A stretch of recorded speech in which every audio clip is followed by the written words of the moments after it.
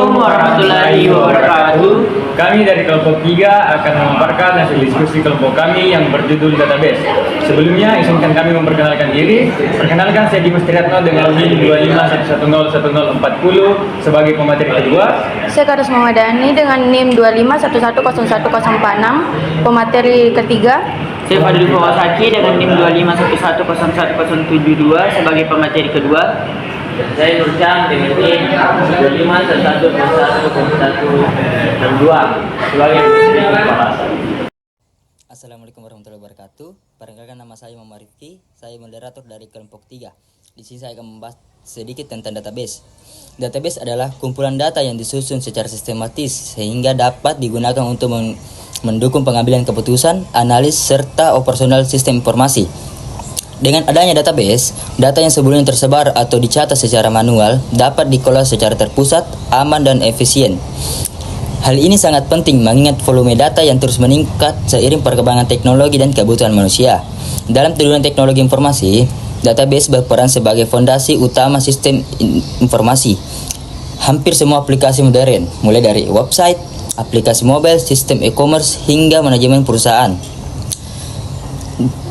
Database tidak hanya menyimpan data mentah, tetapi juga meningkatkan pengolahan data menjadi informasi yang bermanfaat untuk pengambilan keputusan, analis, perencanaan, dan optimalitas kerja. Rumusan masalahnya adalah menjelaskan bagaimana konsep dasar dari database serta bagaimana penerapan keterkaitannya di dunia informasi.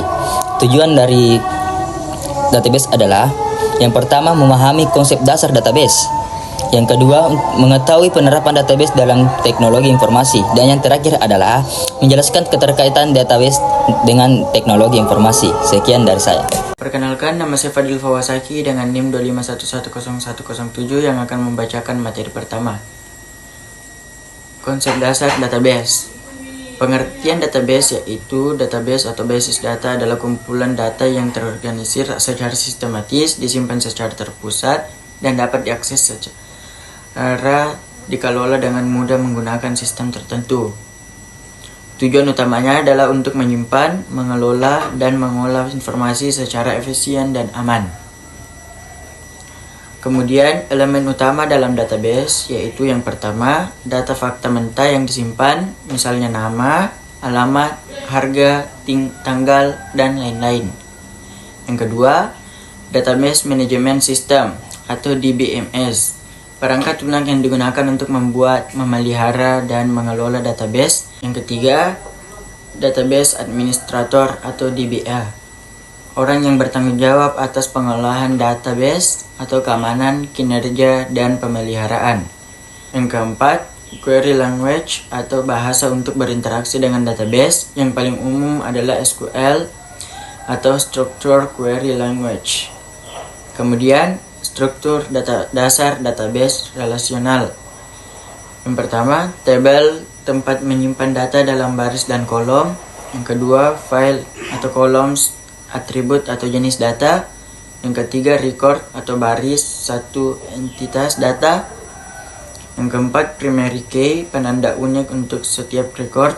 Yang terakhir, foreign key, penghubung antar tabel agar data saling terkait. Baik, untuk penjelasan selanjutnya yaitu tujuan dan fungsi database. Database memiliki 5 tujuan dan 1 fungsi yang akan saya jelaskan seiring berjalannya presentasi tersebut. Tujuan yang pertama adalah penyimpanan terpusat, mudah dikelola dan diakses banyak pengguna. Database mengumpulkan dan menyimpan seluruh data organisasi di satu lokasi digital. Mengapa hal tersebut penting? Ini menjadikannya gudang data resmi kita. Dengan data terpusat, ia menjadi mudah dikelola oleh tim IT dan mudah diakses oleh banyak pengguna, seperti penjualan, keuangan, dan pemasaran secara bersamaan, tanpa perlu adanya saling berebut file. Yang kedua adalah hindari duplikasi melalui sistem relasi antar tabel. Database menggunakan sistem relasi antar tabel atau hubungan antar data untuk memastikan setiap informasi disimpan hanya sekali. Mengapa hal tersebut penting? Karena bayangkan jika data pelanggan disimpan di 3 file berbeda. Jika alamatnya berubah, kita harus mengubahnya di 3 alamat tersebut, di 3 tempat tersebut. Jika lupa, terjadi inkonsistensi data.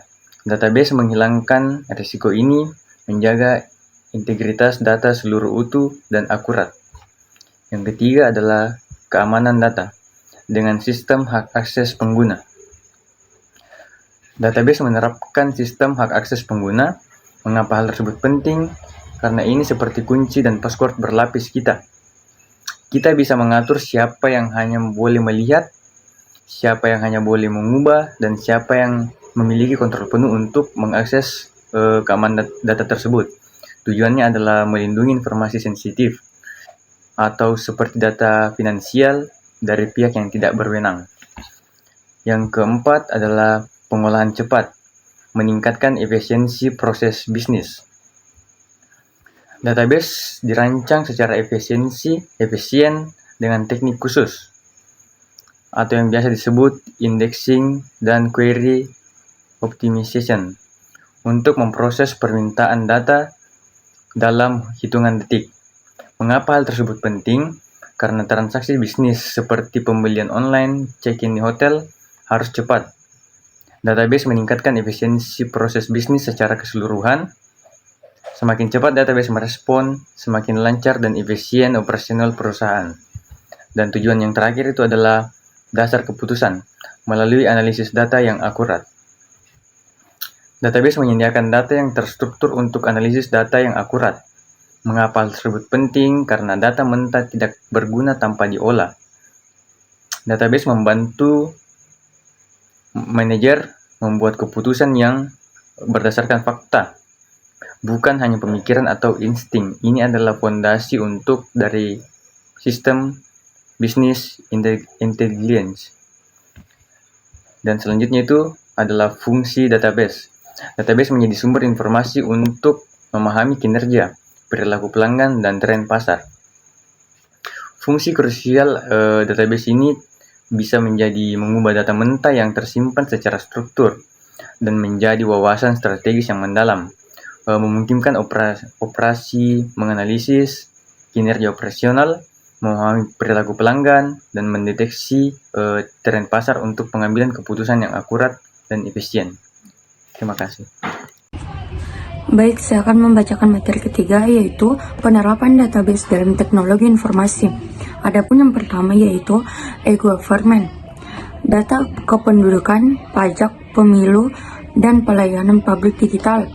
Yang kedua perbankan dan keuangan, yaitu transaksi, saldo, nasabah, dan riwayat pinjaman.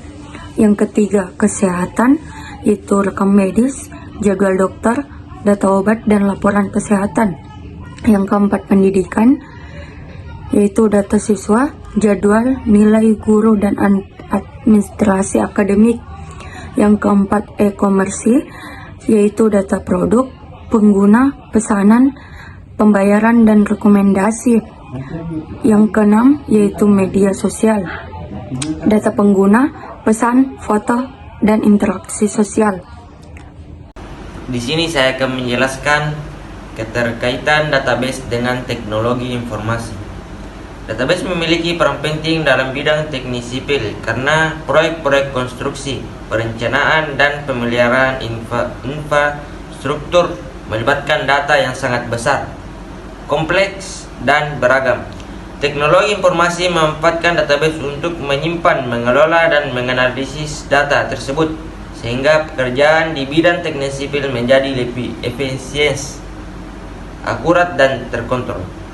1. Database sebagai sumber informasi proyek.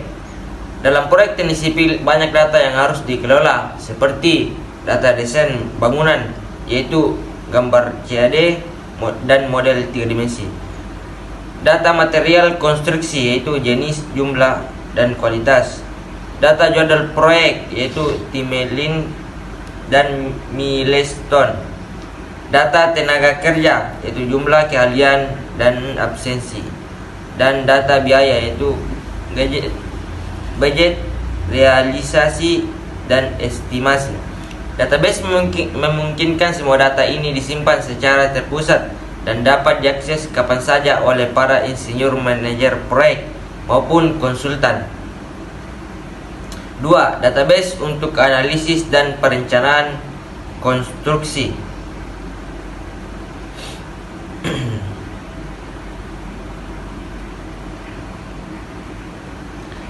Teknologi informasi memungkinkan pengguna perangkat lunak teknik yang terhubung dengan database untuk melakukan simulasi, analisis struktur, dan perencanaan proyek. Database berfungsi sebagai sumber data yang menyimpan hasil survei tanah dan geoteknik, data beban dan tekanan bangunan, dan data lingkungan. Ketiga, keamanan dan keandalan data konstruksi. Proyek teknik sipil bersifat kompleks dan melibatkan banyak pihak. Keamanan dan keandalan data sangat penting agar informasi proyek tidak hilang, rusak, atau disalahgunakan. 4. Efisiensi dan otomatisasi proses proyek. Database memungkinkan otomatisasi banyak proses dalam proyek teknik sipil, seperti pemantauan stok material, penjadwalan pekerjaan harian, laporan kemajuan proyek otomatis, dan integrasi data dengan sistem manajemen proyek. Terima kasih.